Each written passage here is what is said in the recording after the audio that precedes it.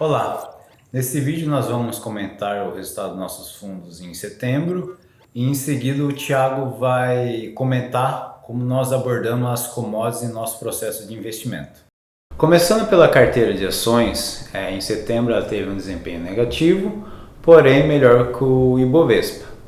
Como destaque positivo tivemos o setor de logística e pelo lado negativo o setor de mineração e papel e celulose.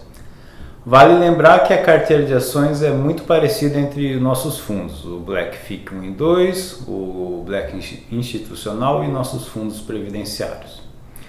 Sobre as demais estratégias e ainda dentro de renda variável, os fundos Black BDR FIC 1 e 2, além da carteira de ações, eles possuem posições compradas em BOVA11 através de opções de compra.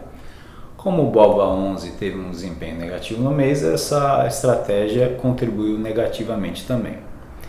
Sobre o fundo Alaska Range, em renda variável, basicamente existem duas subestratégias. O long and short, entre a carteira de ações e o índice, que contribuiu positivamente, e posições direcionais compradas, que foram perdedoras no mês devido à queda da bolsa.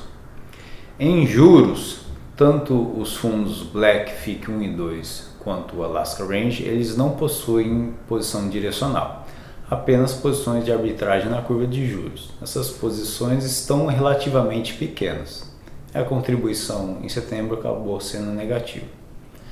No câmbio, os fundos Black FIC 1 e 2, eles carregam uma posição vendida no dólar contra o real de um patrimônio. Essa posição, como já mencionado, está atrelada à nossa visão de longo prazo do ciclo da bolsa em dólar.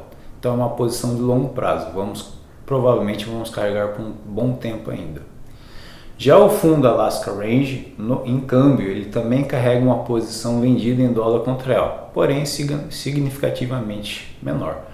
Como o real se desvalorizou contra o dólar no mês, essas posições contribuíram negativamente. Esses foram os nossos resultados.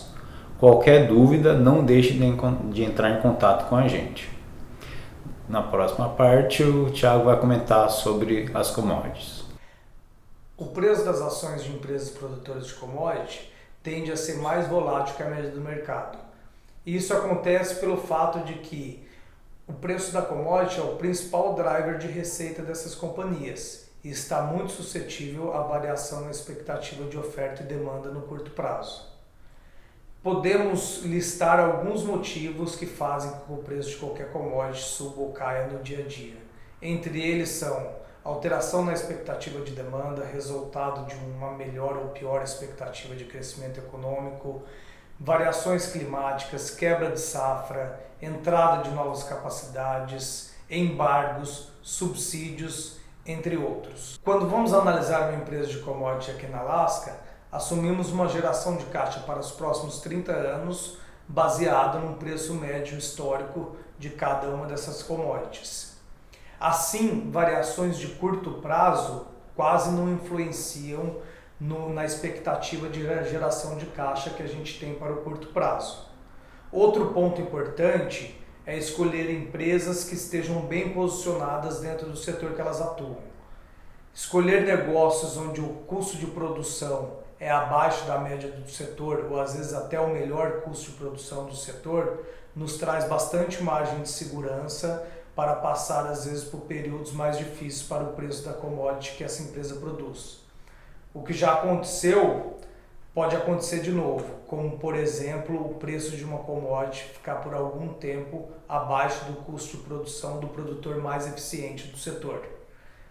Outro ponto importante é a disciplina da empresa com a alocação de capital e a alavancagem.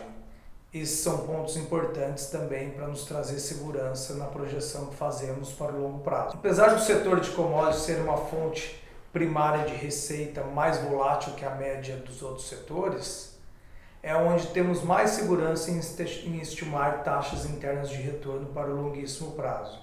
Isso acontece simplesmente pelo fato de acharmos que commodities são mais insubstituíveis do que as maiorias dos produtos que vemos por aí.